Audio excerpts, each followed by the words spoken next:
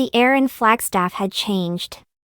What once felt like a sanctuary, pine forests dotting the horizon of the Arizona desert, the low rumble of monsoon storms echoing through the mountains, was now heavy with unease. Peace had long since fled, especially from the cul-de-sac where the remnants of the Brown family resided, their homes like fading echoes of a once-shared dream. Kody Brown was restless. His voice, once charismatic and booming, now broke into frenzied rants. He and Robyn sat in quiet tension, both knowing something was coming, something neither could outrun. It started small, a whisper, a rumor. Janelle Brown's name had surfaced in a questionable land deal, traced back to her ex-husband. Something doesn't add up, a local real estate agent said quietly during a lunch meeting. Eventually, the rumor landed on the desk of a state investigator who had already been looking into irregularities in a set of business filings tied to Kody. What Kody didn't yet know was that the dominoes were already falling. Alone in his house, Kody paced. He talked to himself, practiced his lines like he was still on camera. "Hey everyone, welcome back to the channel," he muttered, a far cry from his confident persona. He raged about betrayal, Janelle playing the victim, Christine stirring the media, the system being unfair. But beneath the anger was fear. His eyes were red from lack of sleep. His hair, once carefully styled, now hung unkempt at his temples. Robyn, ever loyal, had begun to keep her distance. The tension between them was almost palpable. She saw the signs. Bounced checks. Closed-door conversations with unnamed business associates. Her instincts told her something had gone very wrong. Across town, Janelle stood barefoot in her kitchen, watching the tea kettle scream on the stove. Her phone buzzed, another voicemail, another warning. Her accountant had reviewed documents from Brown and Sullivan Holdings and turned pale. Buried in a stack of loan papers was her digital signature, alongside her social security number. Her identity had been used. Whether it was manipulation or something worse, she didn't yet know. But the truth was closing in. A knock at the door pulled her from her thoughts. She stared at the PDF of her signature and whispered, "I don't remember signing this." Moments later, federal officers stood at her porch, calm, composed, and pointed in their questioning. They mentioned forensic accounting, wire transfers, and potential complicity. The room spun. They came for Kody less than a day later. He was at Janelle's rental with groceries, hoping to make amends. Before he reached the door, unmarked SUVs blocked the road. No sirens. Just flashing lights and raised voices. He froze. "What is this?" he barked, but the agents gave no reply. He was read his rights, cuffed, and taken to the ground. Inside, Janelle's daughter watched from behind the blinds. Outside, Janelle stood on the porch, her face a quiet storm. This wasn't satisfaction, it was resignation. "It's over," she said, but she knew it wasn't. Not yet. Back at their house, Robyn didn't cry. The TV played his arrest on loop. Kody Brown, once a central figure in a well-known family, was now a headline. She sat surrounded by unopened mail and empty yogurt containers, staring at his face on the screen. Later that night, she pried open a long-locked filing cabinet. Inside were business registration forms, financial logs, and fake expense sheets. At the bottom, a ledger, Kody's handwriting, and notes, transactions, accounts tied to family members, unexplained transfers. Robyn's knees buckled. She knew she needed help. She walked into an attorney's office, papers in hand. "You're his wife?" the man asked. "I'm the only one left," she replied. "What are you hoping to do?" "To protect him. And myself." The attorney looked at the evidence. "This isn't reality TV. This is federal. They don't arrest unless they already have what they need." Robyn swallowed hard. He was trying to save the family. "No," the lawyer said, leaning back. "That's not saving. That's embezzlement. Janelle, meanwhile, had hired her own legal team. She was done being swept into chaos. She had her children's support, especially Logan, her eldest. One evening, she whispered, "I should have fought harder." "You survived," Logan told her. "Now it's time to fight right." She turned over everything to the prosecutors. Her cooperation earned her immunity. The case grew. Investigators began to dig deeper into hidden partnerships, strange investment circles, and more. Kody, alone in a cell, felt the walls closing in. He hadn't eaten in days. He ran through every conversation, every choice, replaying his own justifications. "I was just protecting the family," he told himself. "I'm the victim." But the lies no longer held weight. Robyn now faced her own crossroads. The past had cracked wide open, and the future was uncertain. Postscript. In the aftermath, the home that Kody and Robyn once shared became a topic of discussion, known for its colorful, if eccentric, decor, a bird of paradise sculpture, stallion-themed rings, and Western motifs. Some called it garish. Others saw it as symbolic: wild birds, freedom, rebirth. They were no longer hiding. The pretense had ended. Whether their union would survive was anyone's guess. But the truth had taken flight, and the storm had only just begun. In the days that followed Kody's arrest, the Brown family splintered further.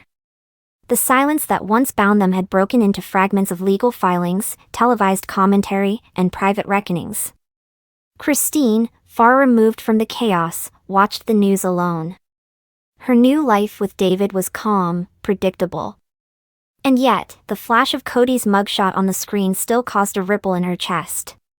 "He's finally paying for what he did," she whispered, not with bitterness, but with a strange, hollow relief. She had warned them. All of them. But no one wanted to believe it back then, not Janelle, not Meri, and certainly not Robyn. Now the fallout was public, raw, and irreversible. Meri sat at a cafe in Salt Lake City, holding a copy of the Arizona Republic. Her name hadn't come up in the investigation, but she knew it was only a matter of time before people asked questions. She hadn't been part of the finances for years, but guilt crept in. She had enabled the myth. Played her part. Supported the brand even as her own heart fractured under the weight of exclusion. In a makeshift conference room deep within a federal building, agents reviewed files seized from Kody's office and home.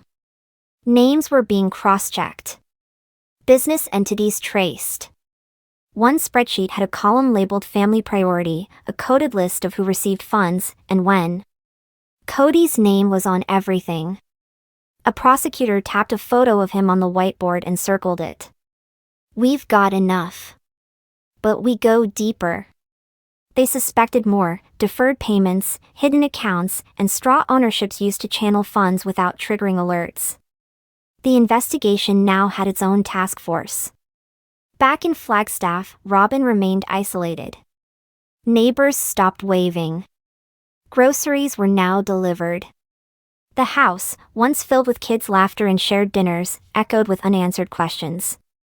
She spent her days sorting papers, preparing for whatever might come next. Her attorney had told her to cooperate, but to be careful. Kody's case was evolving fast. And her name was in some of the documents. One night, she stood in the hallway, staring at a framed family portrait. Her own eyes, in the photo, looked tired even then. Maybe she had known all along. Not the full scope, but enough to be uneasy. The phone rang. It was a number she didn't recognize. She let it go to voicemail. A few seconds later, a text arrived. "Robyn, we need to talk. This affects you too. Anonymous." Logan had taken leave from his job to help Janelle manage her legal and financial affairs. Together, they combed through boxes of old tax forms, bank statements, and business records. Every signed check, every email, scrutinized. They were building a case, not just for the government, but for closure. For truth. "I just want peace," Janelle said one afternoon. Logan looked up from a bank reconciliation file. "You'll get it. But not before the storm passes." Kody, in a detention facility in Phoenix, had been moved to a quieter block. Not for his safety, but because his agitation had begun to concern the staff. He refused meals. He paced in his cell. He asked repeatedly if Robyn had visited. She hadn't. When his lawyer finally came, the news was grim. "They have Janelle's full cooperation. They have Christine's public statements. You're going to have to decide how far you're willing to go to protect yourself." Kody clenched his fists. "I built everything for them." "No," the lawyer replied. "You built it for yourself. And now it's crumbling." Part 3, Aftermath, Tease. The network that once aired their lives issued a quiet statement: "We are evaluating future programming decisions in light of recent events." Meanwhile, fans speculated online. The once sympathetic image of a large plural family navigating faith and unity had eroded into a courtroom saga of control, finance, and betrayal. In the quiet corners of social media, former supporters turned critics asked the same question: was it ever real? The courthouse in Phoenix buzzed with quiet urgency. A grand jury had been impaneled. Subpoenas went out like seeds in the wind, landing in inboxes across Arizona, Utah, and Nevada. Anyone who had been part of the Brown family's financial ecosystem was now under scrutiny. Savannah, Janelle's youngest, had been called in for questioning. She wasn't implicated in anything, but investigators believed she might have seen or overheard more than she realized.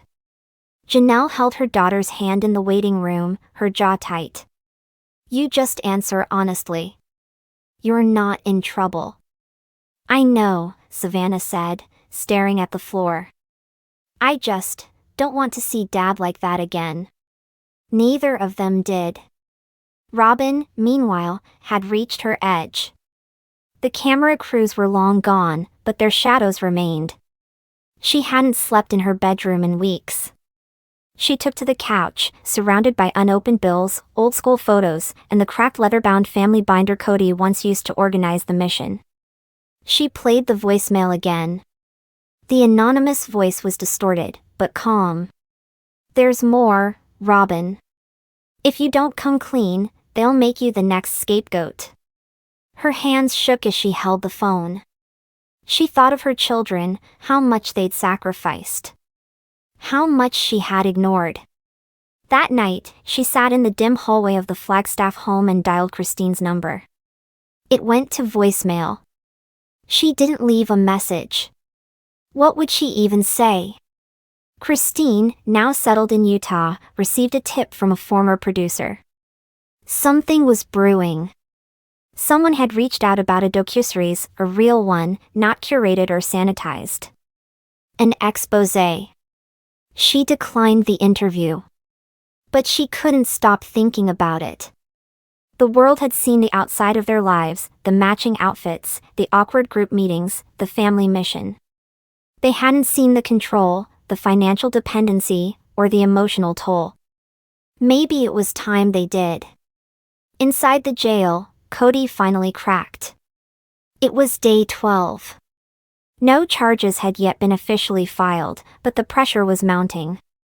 His lawyer warned him that if he didn't cooperate, turn over records, name accomplices, walk back lies, he would face the full weight of the federal system. "I didn't do anything without a reason," Kody said, his voice thin. "Everything I did, it was for survival." "Intent doesn't erase harm," the lawyer replied. "Not to the IRS. Not to the FBI. And not to your family." He was offered a deal. If he gave names, including anyone who knowingly funneled money or helped hide transactions, he might avoid a lengthy sentence. Kody stared at the paper for a long time. Back in Flagstaff, Robyn stood on her front porch for the first time in weeks. Her neighbor across the street paused but didn't wave. She didn't blame them. Later that day, she sat across from her lawyer and whispered something she hadn't said aloud in years.